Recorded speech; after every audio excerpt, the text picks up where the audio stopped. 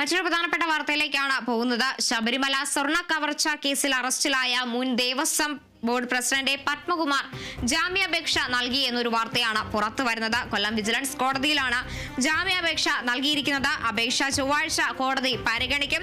ശബരിമല സ്വർണ്ണ കവർച്ച കേസിലാണ് മുൻ ദേവസ്വം ബോർഡ് പ്രസിഡന്റ് പത്മകുമാർ ഇപ്പോൾ ജാമ്യാപേക്ഷ നൽകിയിരിക്കുന്നത്. കൊല്ലം വിജിലൻസ് കോടതിയിൽ നൽകിയ ജാമ്യാപേക്ഷ ചൊവ്വാഴ്ചയായിരിക്കും കോടതി പരിഗണിക്കുക.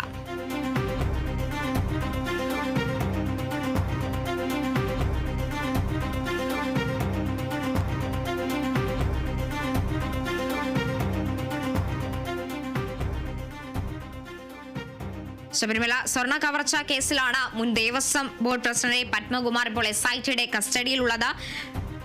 പത്മകുമാറിന്റെ ചോദ്യം ചെയ്യലൊക്കെ തുടരുന്ന സാഹചര്യത്തിലാണ് ഇത്തരത്തിൽ ജാമ്യാപേക്ഷ നൽകിയിരിക്കുന്നത്. കൊല്ലം വിജിലൻസ് കോടതിയിലാണ് ഇപ്പോൾ ജാമ്യാപേക്ഷ സമർപ്പിച്ചിട്ടുള്ളത്. അപേക്ഷ ചൊവ്വാഴ്ചയായിരിക്കും കോടതി പരിഗണിക്കുക. നിലവിൽ ശബരിമല സ്വർണ്ണ കവർച്ച കേസിലെ പത്മകുമാർ കസ്റ്റഡിയിൽ തുടരുന്ന സാഹചര്യമാണ് ഉള്ളത്. പത്മകുമാറുമായി കൂടുതൽ കാര്യങ്ങൾ ചോദിച്ചറിയുന്നതിനായി പ്രത്യേക അന്വേഷണ സംഘം കസ്റ്റഡിയിലടക്കം വാങ്ങിയിരുന്നു. ഈ സാഹചര്യത്തിലാണ് ഇപ്പോൾ ജാമ്യാപേക്ഷയിലടക്കം പത്മകുമാർ കടക്കുന്നത്. ചൊവ്വാഴ്ച ഇദ്ദേഹത്തിന്റെ ജാമ്യാപേക്ഷ കൊല്ലം വിജിലൻസ് കോടതി പരിഗണിക്കും.